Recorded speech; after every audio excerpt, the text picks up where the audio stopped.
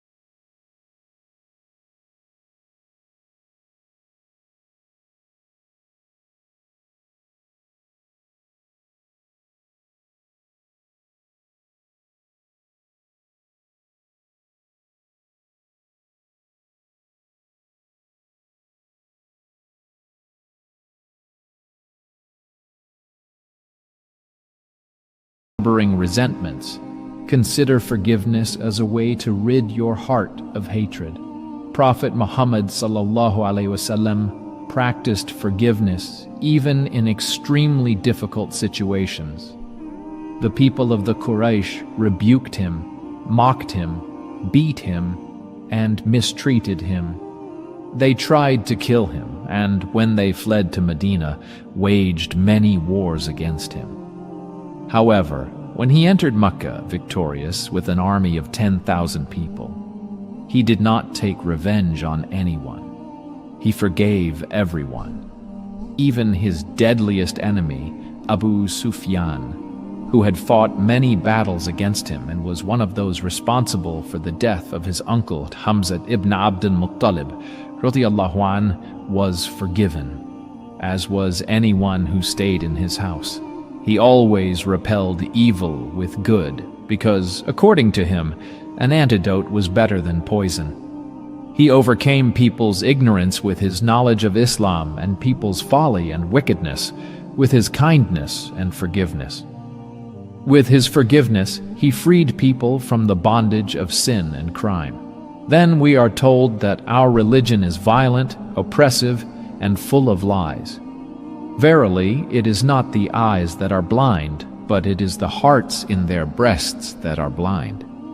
Number 2, speak gently. In the Quran, it is revealed in the Surah Al-Furqan. God's servants are those who walk the earth with dignity, and when the ignorant come to them, they say, peace. This is such a powerful action that, in the face of toxic behavior, is to speak softly to people and not allow their evil to hurt us. A victory that is achieved by the simple act of responding with peace.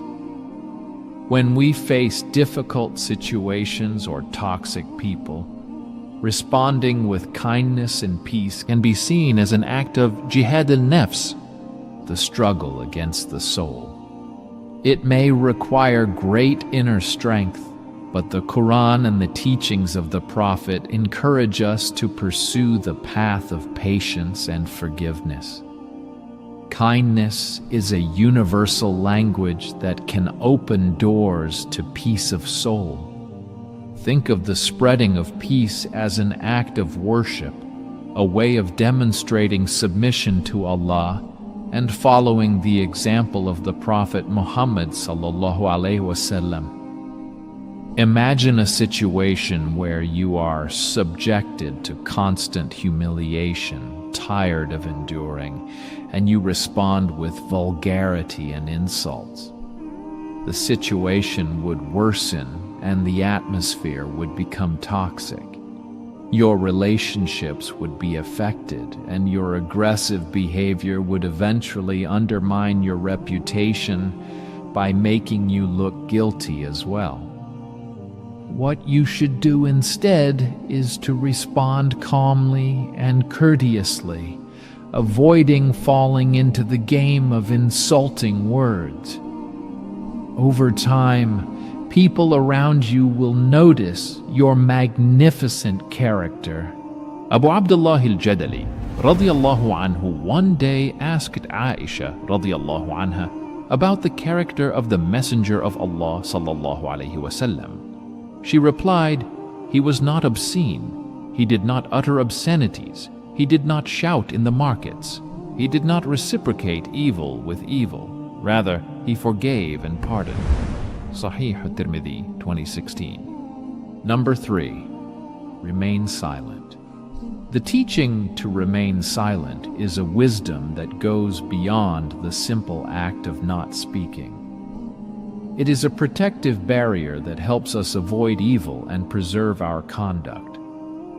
If one cannot speak softly, our beloved Prophet ﷺ tells us to remain silent, as narrated in Rudi 15:11. He ﷺ said, "Whoever believes in Allah and the last day must speak good or be silent."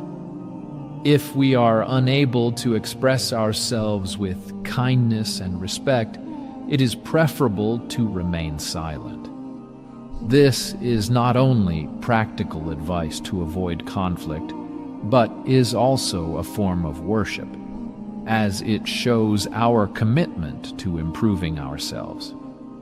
Silence thus becomes a conscious choice not to participate in harmful conversations.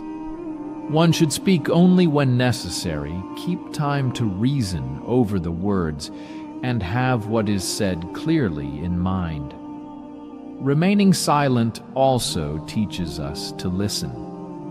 Too often we get carried away by the impulse to respond immediately without thinking through the consequences of our words. This impulse can prove fatal. It could put us in the light of wrong, and more importantly, we could say things that would doom the afterlife. Silence is a real struggle against the nafs, our ego, which, when it feels humiliated, suggests we respond with vulgarity. Do not see abstinence from speaking as a weakness, but as a skill. It is not simply an act of removal. It is true self-control. A self-awareness about our ability to handle the power of words responsibly, as every Muslim should act. Number 4, ignore what they say. Life is a series of experiences that can be both good and bad. Everyone likes to have a good experience, but what happens when we have a bad experience? Islam gives us a very simple answer. Ignore the things that are beyond our control. In Surah Al-Muzammil, Allah reveals to His Messenger, sallallahu alaihi wasallam, be patient with what they say, and politely ignore them. In such a situation, patience is not a passive attitude, but shows great wisdom.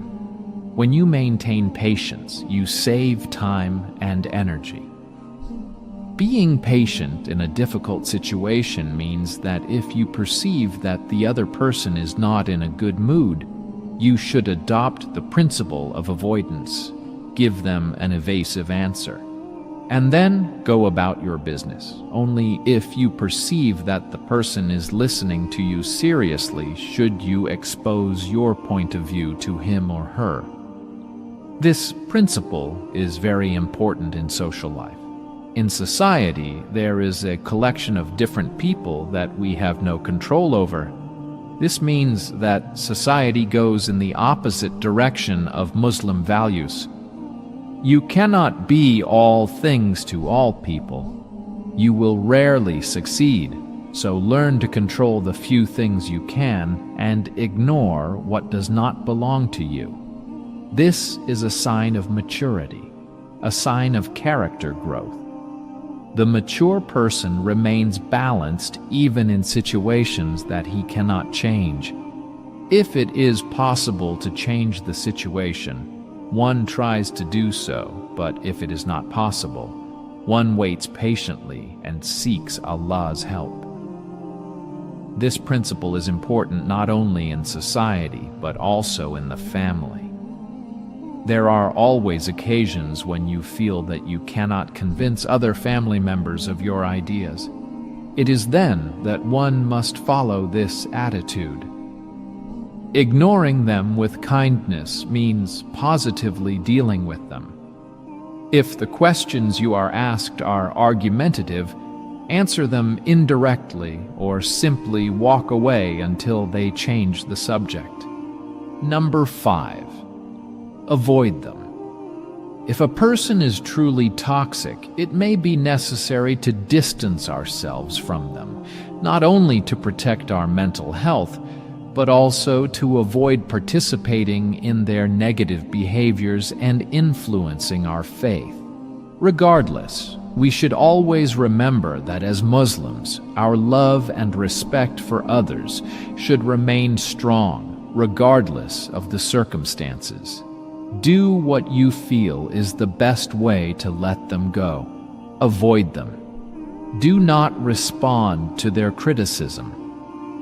It is not necessary to explain why or defend your actions. Remember to remain calm when dealing with toxic people. Pretend that theirs is an invisible shield that surrounds you and separates you from their negativity. It is important to seek a positive and inspiring company that supports us. Seek companionship among people with the same values and high ambitions. These are the ones who will yield you great support. We choose wisely the people around us, as they have a profound impact on our lives here and in the hereafter. Always remember that Prophet Mohammed ﷺ left us a precious legacy of wisdom. Following his example in daily relationships will guide us on the path of faith.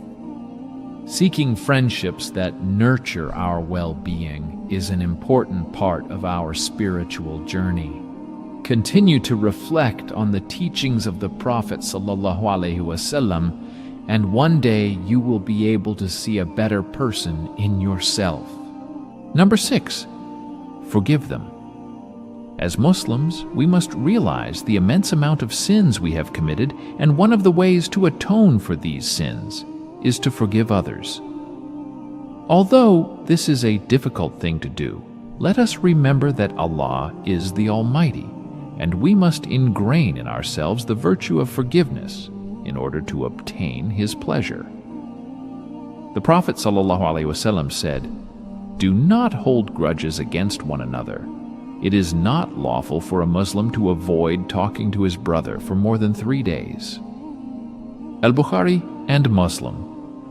Forgiveness is an act of pure beauty and nobility, so much so that the most merciful is one of the 99 names of Allah.